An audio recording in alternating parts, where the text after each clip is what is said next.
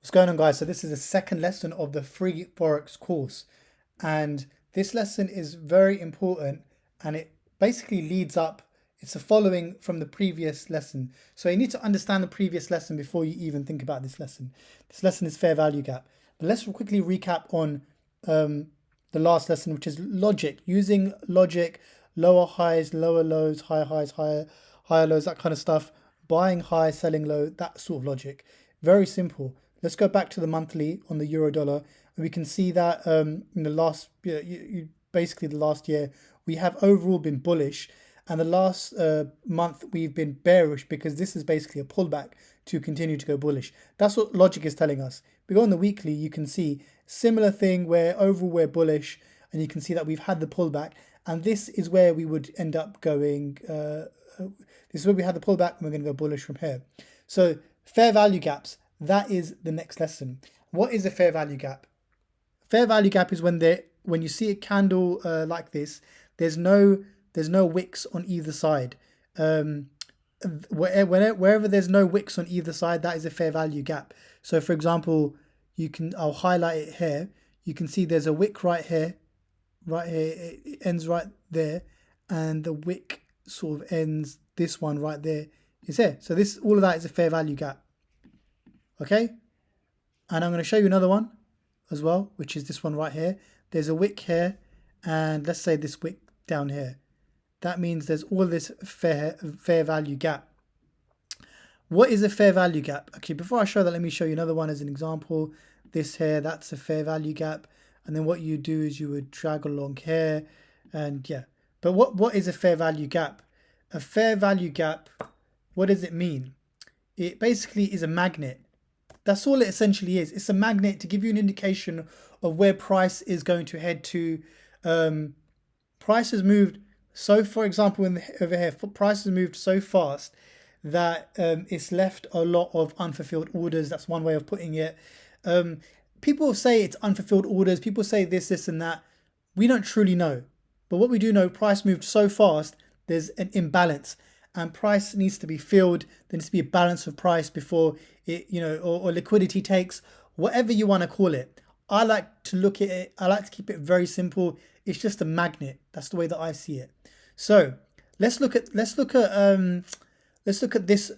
euro dollar on the weekly, for example. Yeah.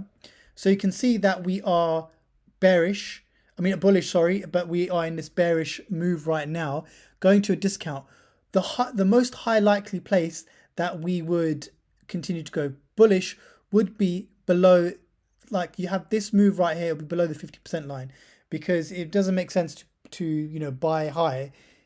Below this 50% line, if you put a Fibonacci line from here to here, this would be roughly the 50%. It would make logical sense to buy at a discounted rate. But then how do we, and that's from the first lesson. What fair value gaps does, it refines it even further, and it gives you an even better idea of where exactly would the turnaround be, or what's the most likely place the turnaround would be.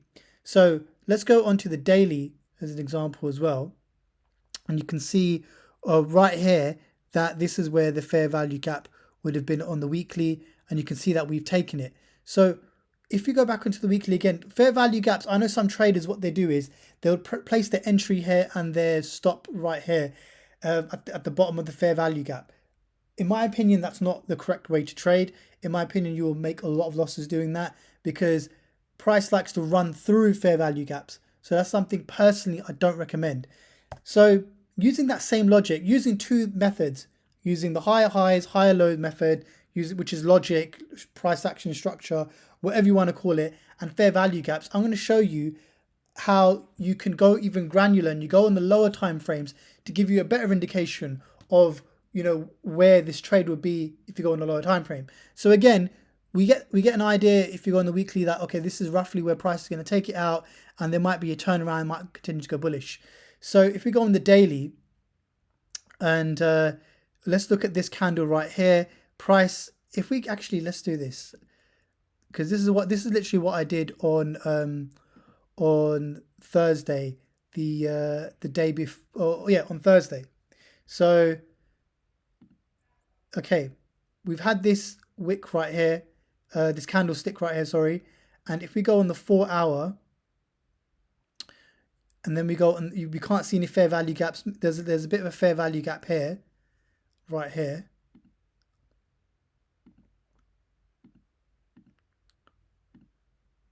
Okay, cool, that's great. There's your fair value gap. And then we go on the 1 hour, and then that's why I can see this box that I drew here, because this on the 1 hour, this was the fair value gap that I saw on the 1 hour. So if you look at, for example, here to, let's say here to here, this high right here, this was the last high, main high on the 1 hour. This would be but past the 50% line. And if we want price, if we're looking to go short, we would look after it's taken out this fair value gap. So if we go on even on the 15, let's even go on the 5. Okay, this would be the precise fit. Actually, that fair value gap pretty much got filled. But let's just see what price does. Keep going forward and just see what happens during the day. Bearing in mind, there was news as well that day. But even with news, fair value gaps still work with news. Obviously, it's not as... actually, I'll go on the 1 hour to make this quicker. As you can see, it took out that fair value gap. And obviously, it was news, so it would have been harder to find an entry. But that's generally how fair value gaps work. I knew on Thursday before Friday that this price would most likely get filled, and this would be the best discounted price to sell from here. I did see other entries for tiny pullbacks, but this was the main move. Had it not been news, I think it would have been a much easier and cleaner setup.